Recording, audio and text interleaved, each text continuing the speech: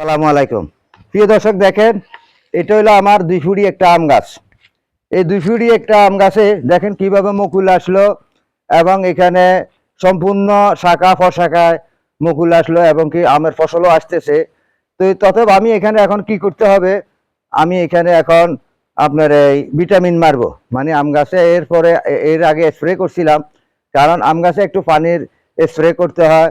এরপরে এখন আমি এখানে ভিটামিন মারবো, আমার যেন আমের যে আমগুলা যে নামতেছে ফুলের থেকে এগুলা যেন টিকে থাকে, সেই হিসাবে আমি এখানে এখন স্প্রে করবো। এই যে স্প্রে করতেছি আমি এখন, দেখেন এগুলা একটু জরজরা করে দিতেছি এখানে। এখন স্প্রে করে দেওয়ার পরে ইনশাআল্লাহ আল্লাহ রহমতে আমার আমের ফসল চলে আসবে।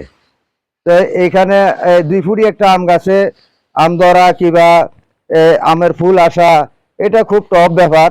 কারণ আপনারা অবশ্যই, আপনাদেরকে আমি এর আগেও প্রতিনিয়ত সম্পূর্ণ ভিডিওগুলো দিয়ে যাই, আপনারা আমার এই ভিডিওগুলো দেখেন।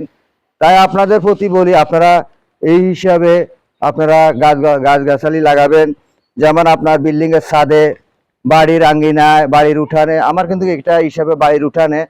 তারপরে আপনারা যে কোনো জায়গাতে আমের চাষ করবেন কিংবা বিভিন্ন রকমের ফসলাদি লাগাবেন, এই হিসাবে আপনারা চাষাবাদ করবেন। কারো চতুর্দিকে কাদা মাটি দিয়ে আপনারা রিং করে নেবেন, সেখানে পানি দিবেন, পানি সেচ দিবেন।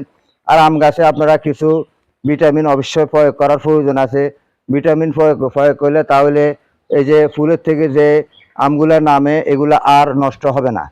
তাই আপনাদের প্রতি আমি সেই আহ্বান জানিয়ে আমি এখান থেকে বিদায় নিচ্ছি। আসসালামু আলাইকুম।